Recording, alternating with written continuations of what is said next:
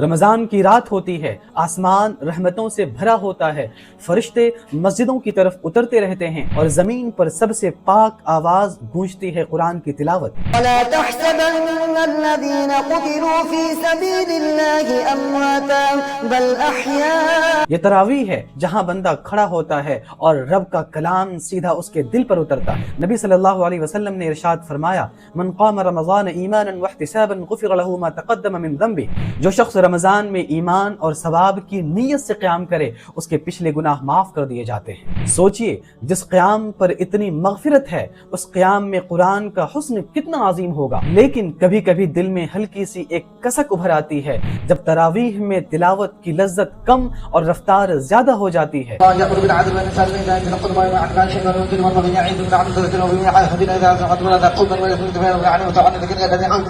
آیتیں گزرتی رہتی ہیں مگر حروف اپنا حق ادا نہیں کر پاتے، حرکت ڈگمگانے لگتی ہیں، مخارج دھندلا جاتے ہیں اور مقتدی بس قیام کی صورت میں کھڑے رہتے ہیں مگر قرآن ان کے دل تک نہیں اتر پاتا، نہ کانوں میں ٹھہر پاتا ہے، نہ روح میں بس پاتا ہے۔ حافظ صاحب یہ صرف پڑھنا نہیں ہوتا، یہ اللہ کا کلام امانت کے ساتھ امت تک پہنچانا ہوتا ہے۔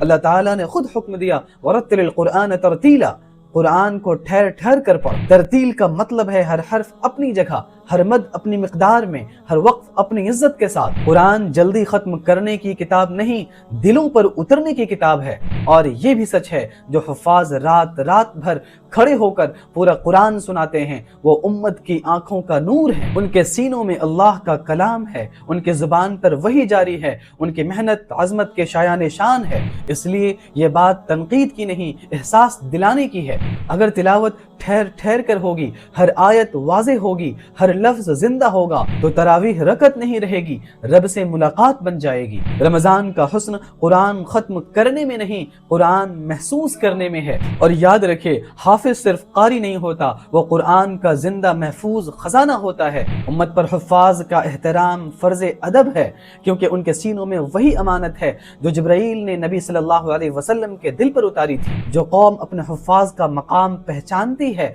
اللہ اس قوم کو قرآن کی برکت سے بلند کرتا ہے۔ اس لیے جب بھی تراویح میں کھڑے ہوں تو صرف قیام نہ کریں، اپنے دل میں حفاظ کے لیے شکر اور احترام بھی رکھیں کیونکہ قرآن سنانا بھی عبادت ہے اور قرآن کو سینوں میں محفوظ رکھنا حفاظ کرام کی عظمت کی زندہ علامت ہے۔